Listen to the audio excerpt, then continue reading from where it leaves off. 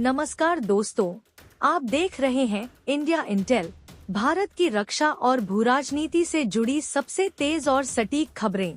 आज की बड़ी खबर, भारत ने रूस के साथ झापड़ 2025 वॉर गेम्स में हिस्सा लिया है। यह कदम सीधे तौर पर यूरोपीय यूनियन और पश्चिमी देशों में सवाल खड़े कर रहा है।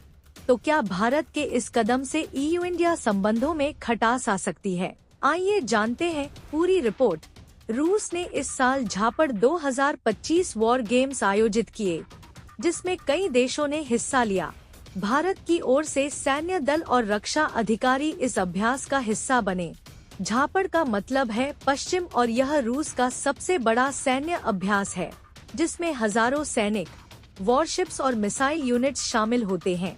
भारत का इसमें हिस्सा लेना इस बात का संकेत है कि नई दिल्ली अब भी रूस को एक महत्वपूर्ण रणनीतिक पार्टनर मानता है। यूरोपीय यूनियन और नाटो देशों की नजर इस पर टिकी रही, क्योंकि वे रूस के खिलाफ पहले से ही सख्त रुख अपनाए हुए हैं।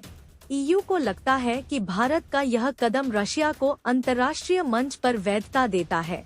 वहीं अमेरिका और EU चाहते हैं कि भारत रूस से दूरी बनाए और उनके साथ टेक्नोलॉजी व रक्षा संबंधों को प्राथमिकता दे।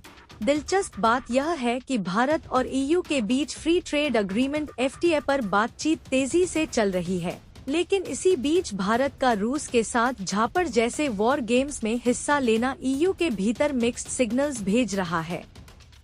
सवाल यह उठता है कि क्या भारत अपने स्ट्रैटेजिक ऑटोनॉमी पॉलिसी को आगे बढ़ा रहा है या यह सिर्फ संतुलन बनाने की रणनीति है। भारत जानता है कि उसकी रक्षा जरूरतों का एक बड़ा हिस्सा रूस से आता है, चाहे वह S-400 एयर डिफेंस सिस्टम हो या न्यूक्लियर सबमरीन्स। वहीं EU और US भारत के लिए नए व्यापारिक अवसर और डिफेंस को प्रोडक्शन डील्स लेकर आए हैं। इस स्थिति में भारत दोनों पक्षों को संतुलित कर रहा है। तो दोस्तों, भारत का रूस के साथ झापड़ वॉर गेम्स में शामिल होना कहीं न कहीं यह संदेश देता है कि नई दिल्ली अपनी स्ट्रैटेजिक ऑटोनॉमी से कोई समझौता नहीं करेगा। EU और वेस्ट को भी समझना होगा कि भारत अपनी राष्ट्रीय सुरक्षा और रक्षा जरूरतों के हिसाब से फैसले लेगा। आपका क्या मानना है? क्या भारत का यह कदम सही रणनीति है या इससे यूरोप के साथ रिश्तों में दूरी बढ़ेगी? नीचे कमेंट में जरूर लिखें और चैनल इंडिया इंटेल को सब्सक्राइब करना न भूलें, ताकि आपको डिफेंस और जियोपॉलिटिकल अपडेट्स सबसे पहले मिलें। जय हिंद।